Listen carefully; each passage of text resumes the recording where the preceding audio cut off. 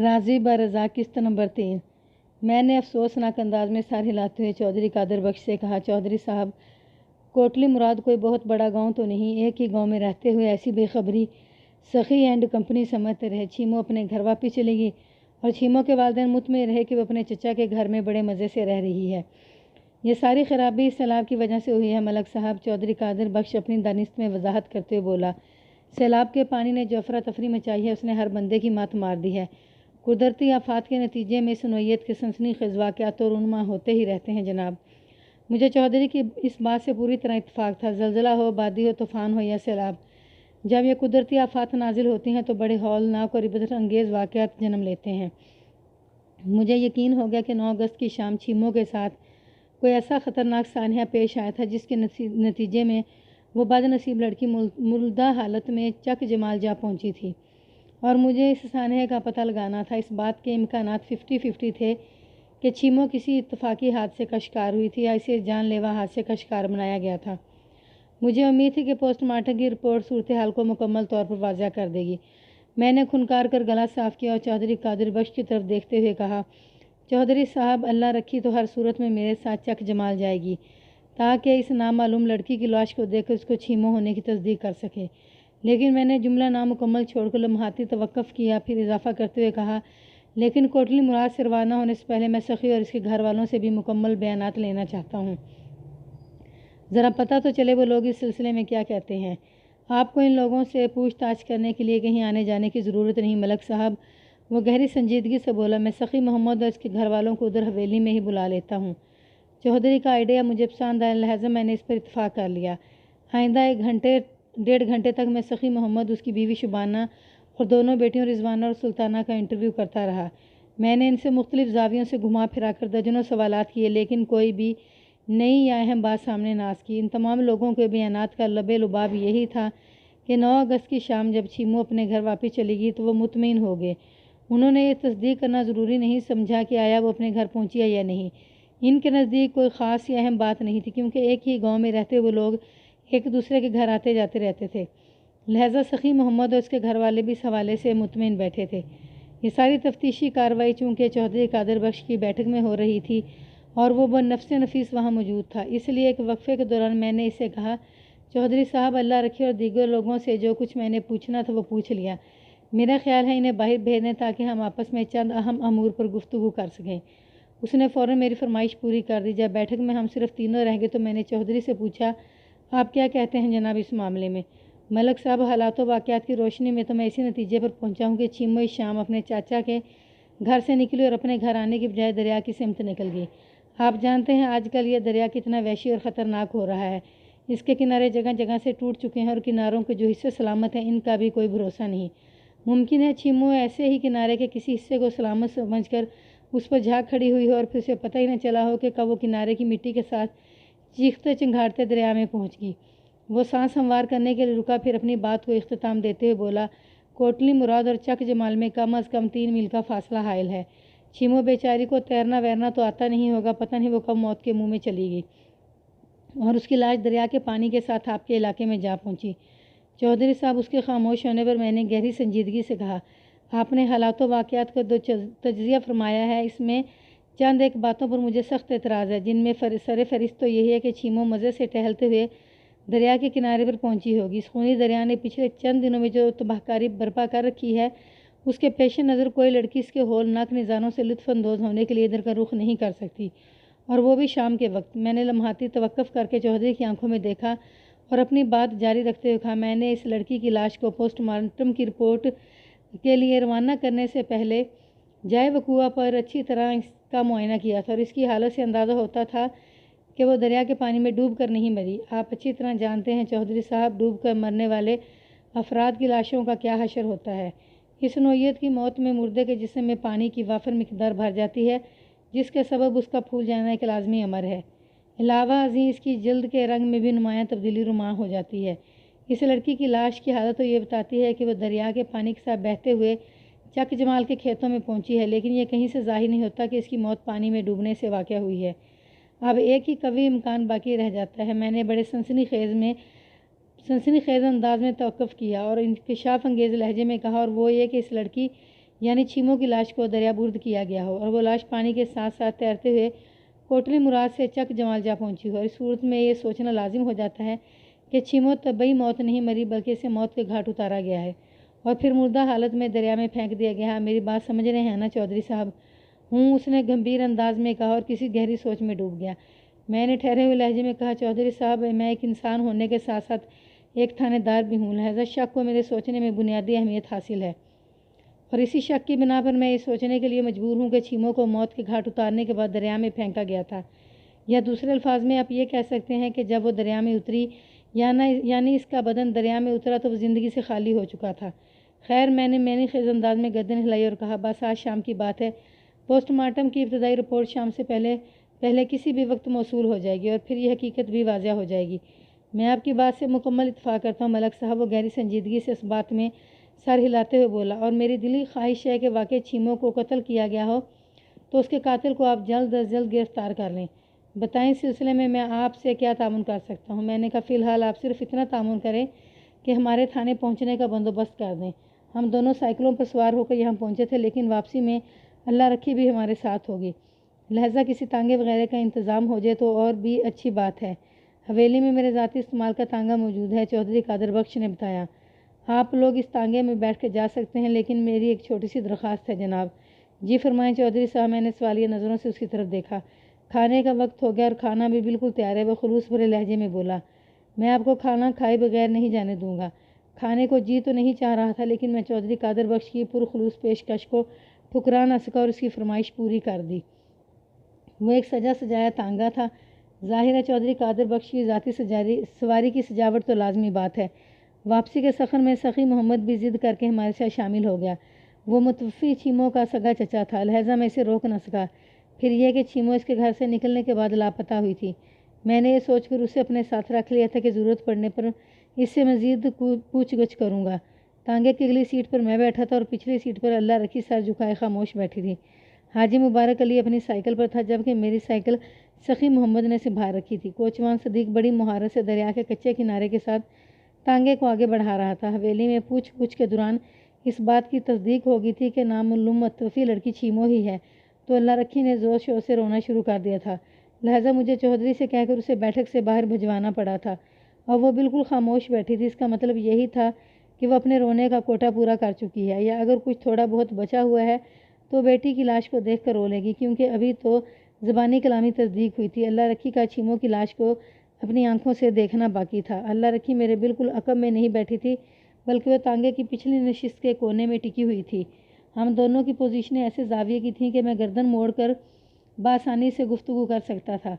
میں نے کھنکار کا گلا صاف کیا اور پھر اللہ رکھی کی طرف دیکھتے ہوئے دھیمے لہجے میں استفسار کیا، شاہی سواری میں بیٹھ کر سفر کرنا کیسا لگ رہا ہے؟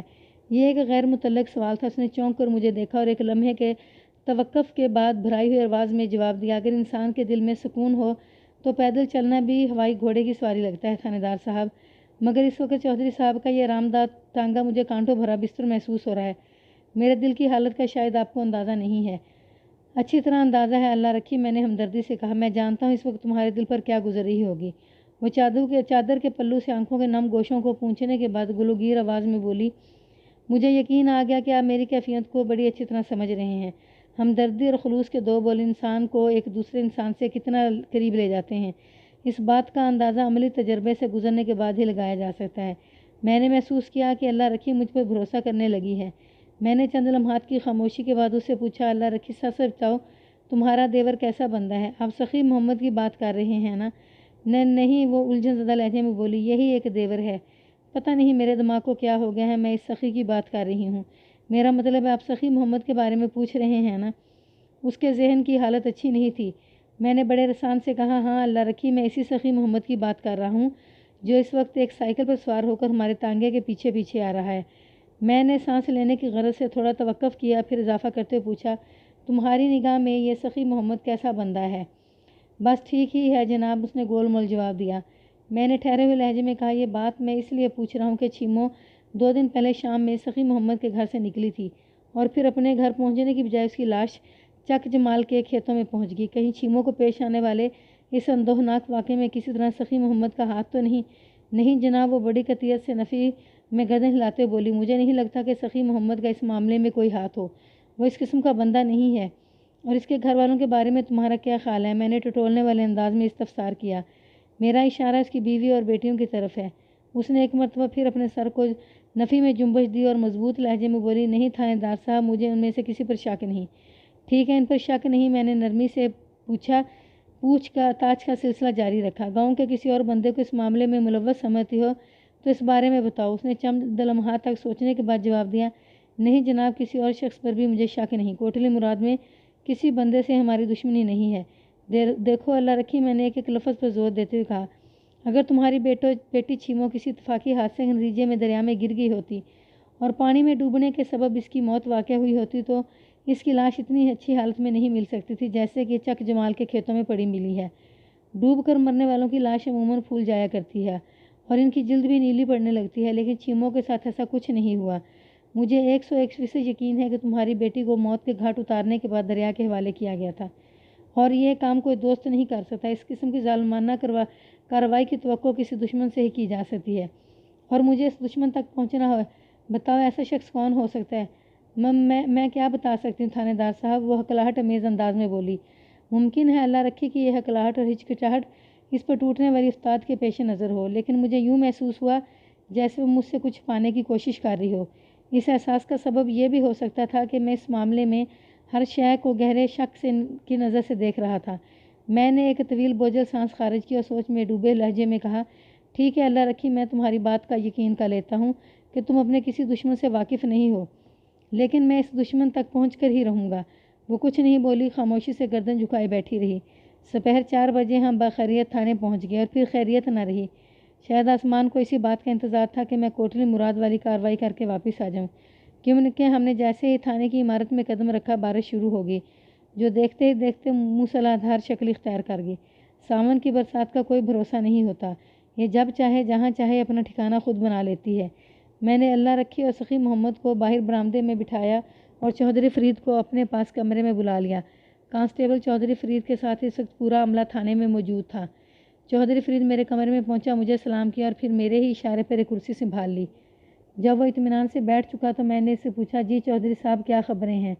دوسرے لوگ تو اسے چودھری کہتے ہی تھے، لیکن کبھی کبھار میں بھی اسے اسی انداز سے مخاطب کر لیتا تھا تو وہ فخر سے پھول جاتا تھا۔ میرے سوال کے جواب میں وہ مجھے امدادی پارٹی اور اس کی کارکردگی کی رپورٹ دینے لگا۔ میں نے توجہ سے اس کی بات سنی اور اس کے خاموش ہونے پر کہا، یہ سب تو تھانے سے باہر کی سرگرمیاں ہیں، آپ یہ بتاؤ میری غیر موجودگی میں یہاں کیا کیا ہوتا رہا ہے؟ جناب ادھر تھانے میں تو کوئی خاص واقعہ پیش نہیں آیا، اس نے جواب دیا۔ میں نے پوچھا، نام معلوم لڑکی کی لاش گزشتہ روز صبح میں نے پوسٹ مارٹم کے لیے بھجوائی تھی، اسپتال کی طرف سے اس بارے میں کوئی اطلاع آئی؟ اس نے نفی میں گردن ہلائی، بولا، ابھی تک تو ایسی کوئی اطلاع موصول نہیں ہوئی۔ میں گہری سوچ میں ڈوب گیا۔ فرید نے پوچھا، ملک صاحب، آپ کوٹلی مراد سے جن لوگوں کو اپنے ساتھ لائے ہیں ان کا تعلق کیا اس نامعلوم لڑکی سے ہے؟ تمہارا اندازہ بالکل درست ہے، میں نے سر کو اس باتی جنبش دی۔ ان میں سے ایک لڑکی کی ماں اللہ رکھی ہے، دوسرا اس کا چاچا سخی محمد ہے، اور تیسرا چودھری قادر بخش کا ملازم کوچوان محمد صدیق اور حاجی مبارک علی تو یہیں سے میرے ساتھ گیا تھا۔ یہ لوگ لڑکی کی لاش لینے آئے ہوں گے؟ اس نے سوالیہ نظروں سے مجھے دیکھا۔ ہاں، میں نے ٹھہرے ہوئے انداز میں کہا، اور اس نامعلوم لڑکی کا نام بھی معلوم ہو گیا ہے ہمیں۔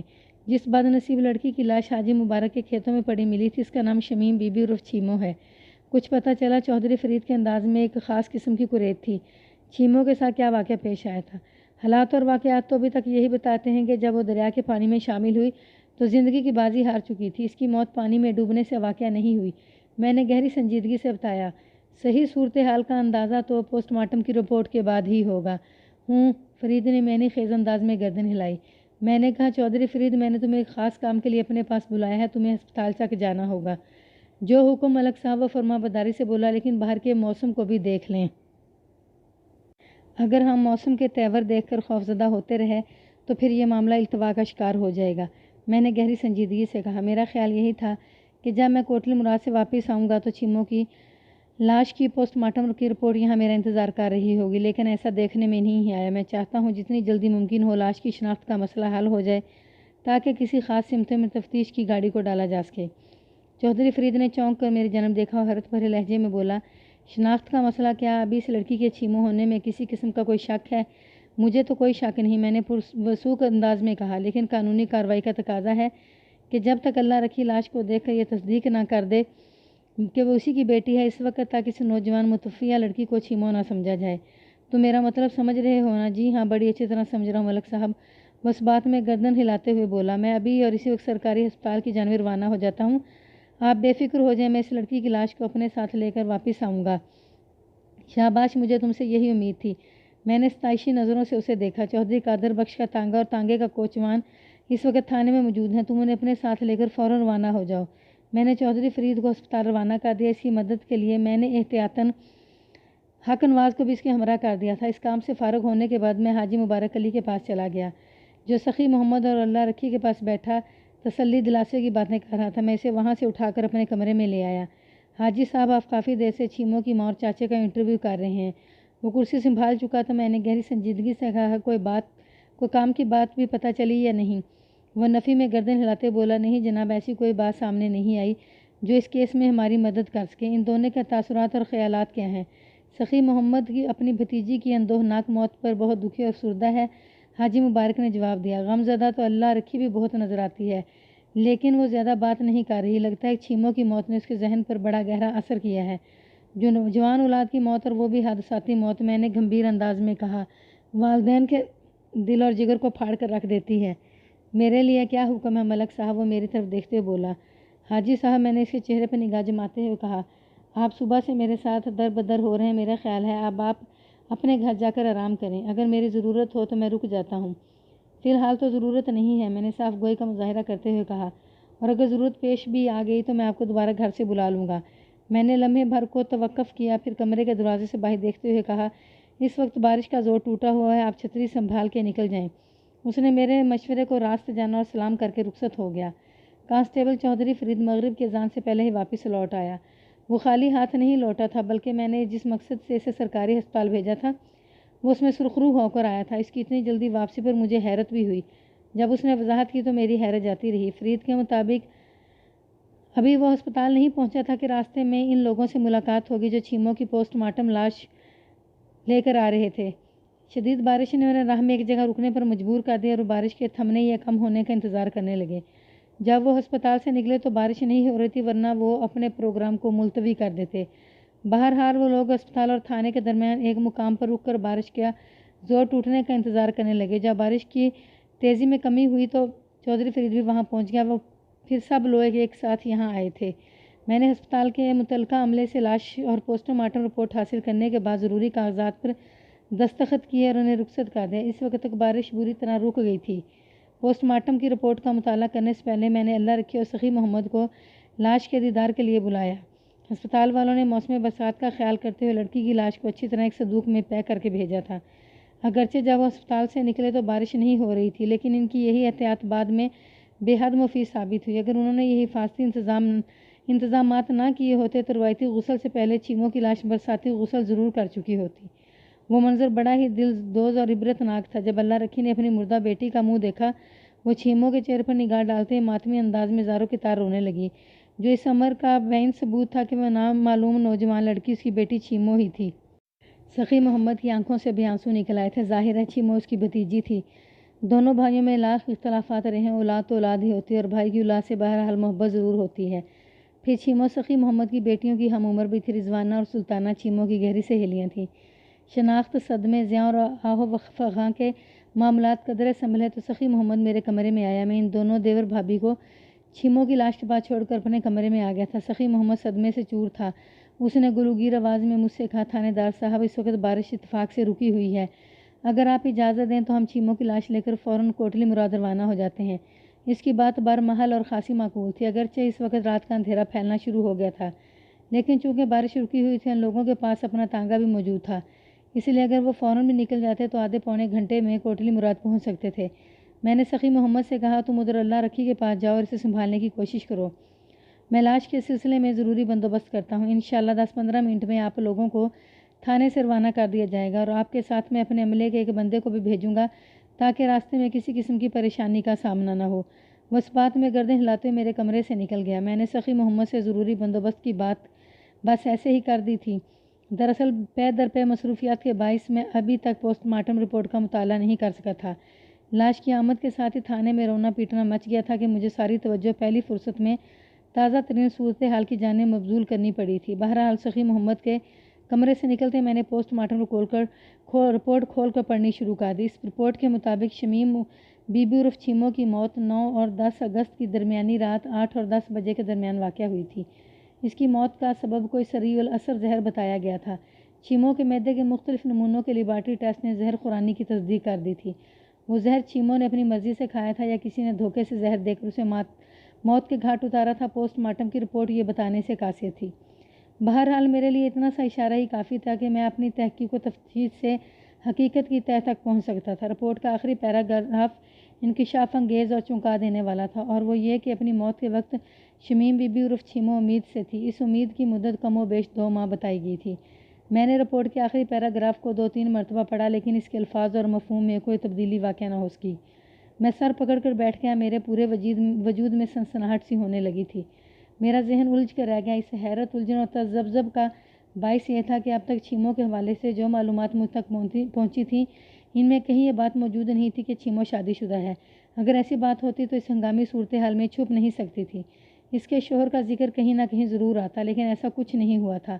جب میرا ذہن بہت زیادہ الجھ گیا تو میں نے چیمو کی ماں اللہ رکھی کو اپنے پاس بلا لیا۔ وہ میرے کمرے میں داخل ہوئی تو سخی محمد بھی اس کے ساتھ تھا۔ میں نے فوری طور پر فیصلہ کیا کہ مجھے اللہ رکھی سے تنہائی میں بات کرنی چاہیے۔